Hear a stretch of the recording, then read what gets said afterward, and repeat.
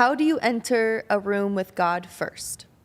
How do I enter a room with God first? That's And I felt like it tied that one. perfectly back into how you used it too for your podcast. Yeah, this is beautiful. First of all, great question. That's a How great do I question. invite God into a room? God's a gentleman. So he just wants to be a part of it when you want him to be a part of it. I think of him as like my dad.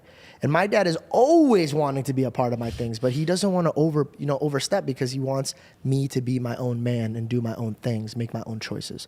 The biggest blessing and sadly the biggest curse is we have free will. So sometimes we forget that.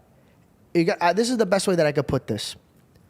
God is a gentleman knocking at your door.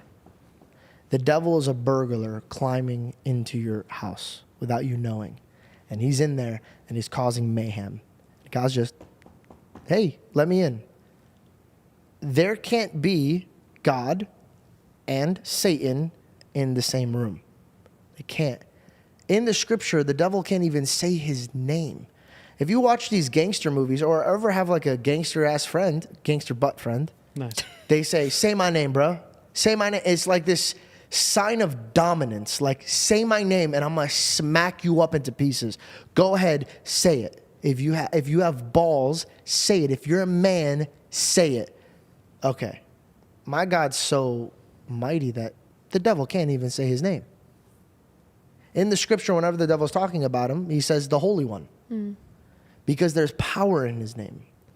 Why do you think people that don't even believe in God, when they get scared, they go, Jesus Christ? Why are you saying my God's name, bro? You don't even believe in him. It's because your spirit believes in him. And just like a cat whose hair goes up or nails come out when it's scared, your spirit acts up. And Jesus Christ is there. If you don't believe it or not, he's there. Okay. Now, how do you invite him into a room is by an invitation. God, I invite you in this room. I want you to be in this room. Please be in this room. I beg you to be in this room. Talk to him like you talk to your father.